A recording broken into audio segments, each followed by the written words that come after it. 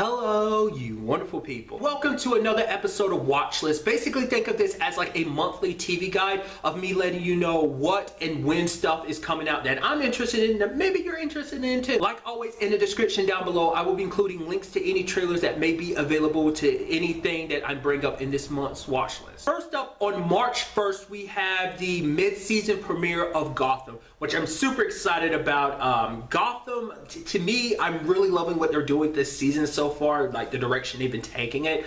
But especially like the way the fall finale ended off, where things have left us with Jim and Sophia's story. Like those are some nice turn of events, as well as what's happening with Bruce, like kind of him spiraling. But not even just that, I've caught little bits and previews about what's coming up, and I'm very interested to see where it goes. There's no, you know that there's no way that like whole like League of Shadows thing was done with anyway, the Ra's al Ghul or Ra's al Ghul situation. So I was curious to see what they do with that. Like we only got little peeks in that direction, but I'm curious to like continue that story, because you all knew it wasn't over with.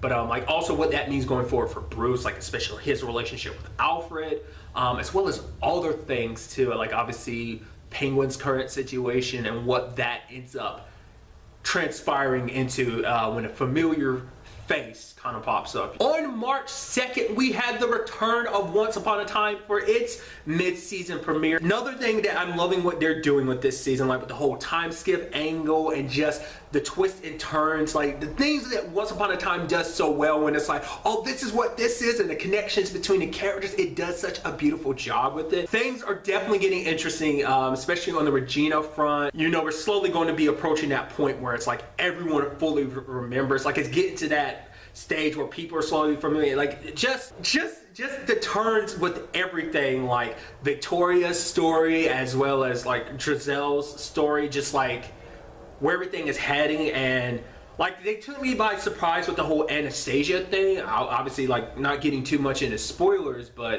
that whole Gotham situation, I'm very interested in seeing that going forward, like what other surprises they've got waiting for us. Super glad to have it back. It's always frustrating because, like, you know, when you keep up with Once Upon a Time, it takes long breaks in between like that, but it's like, it's super well worth the wait. I cannot wait to see what the rest of the season has in store. On March 8th, we have season 2 of Jessica Jones premiering. Super excited. Probably the thing I'm looking forward to the most this month. If you've not seen Jessica Jones season 1, change that. You still got time. It's super good, and the trailers have just gotten me that much more excited to see what goes down in Jessica Jones season 2.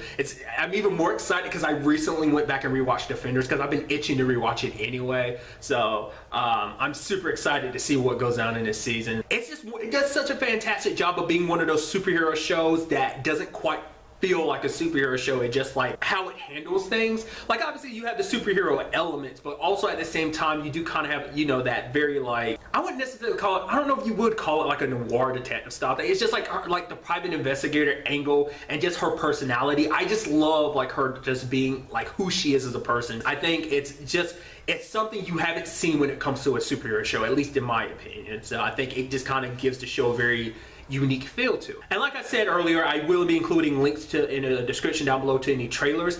In Jessica Jones' case, I will be also including not only a link to the season 2 trailer, but also the date announcement video, simply because there's some stuff that pops up in the date announcement video that didn't actually pop up in the official trailer. So in case you're one of those people like, oh, I want to get as much as I can about what's going to go down in this season, then you know, that's for your added pleasure as well, I guess. Next up on the list is the TV show Instinct.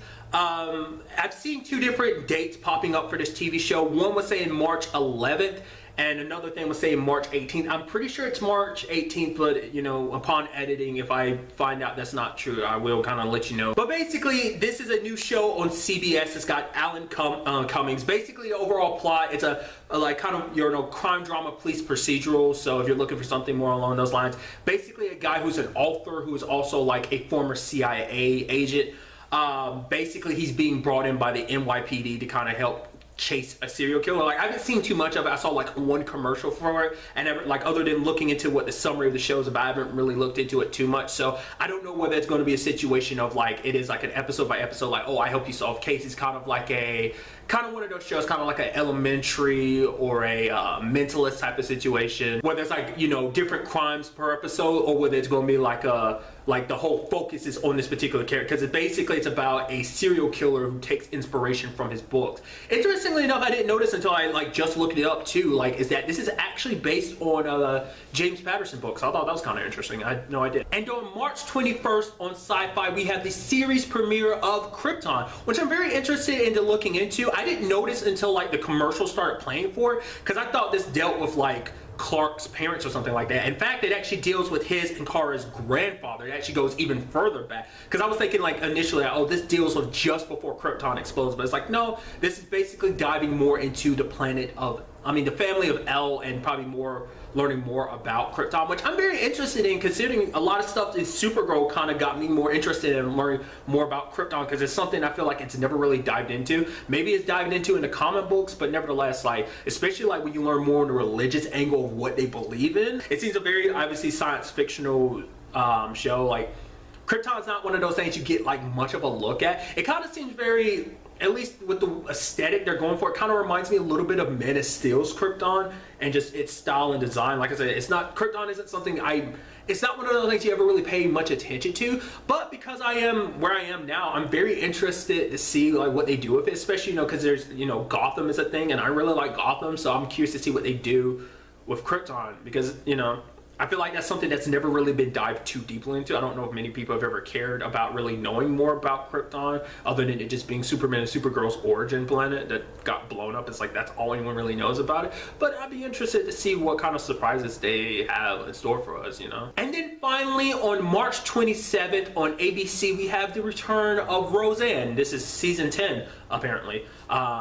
I mean, I threw this on the list because, you know, for one, I'm very interested because I really like Roseanne. If you've never checked it out, it's a very good sitcom. It's been years since I've seen it though. Like, sat down and watched a bunch of it. Like, I think a few years back, it was syndicating on maybe TV Land or something, and I caught some episodes here and there. I don't know if I've ever sat down and watched Roseanne all the way through. So it's always like, every time I've ever seen Roseanne, it's been episode by episode. But obviously, there's like the long-standing narrative that exists across that show. But nevertheless, it's a very interesting sitcom, and it's so cool to see it coming back. But I have the same question that a lot of people have, like, especially if you know how Roseanne ended. I mean, it's been a long ass time, so I think it's okay for me spoiling it. But it's a whole aspect of like a lot of stuff in the final season. I don't know how they're going to handle that, because basically you end up finding out that the entire series that you've been watching has been basically Roseanne retelling like her life story, essentially, because like the entire series, you know, was a book she was writing about her life, if I'm remembering correctly. And basically certain things throughout the story she changed, like some of the relationships between the characters didn't exactly end up the way they really were. It's like in the final episode she's like, well, actually this person is with this person and this and that. Then there's the whole Dan situation. It's like, yeah, it seemed like he actually survived his heart attack. Actually he didn't. So that gets a little complicated, but then it's like, but you see John Goodman's with the cast of Roseanne, so most likely it's going to be a situation of like, no, they're probably going to laugh it away, like, oh yeah, that whole final season never happened. It's like, no, I'm pretty sure I saw that final season. No, you didn't. It didn't exist. No, I'm pretty sure. No, it didn't. So it's probably going to be something like that.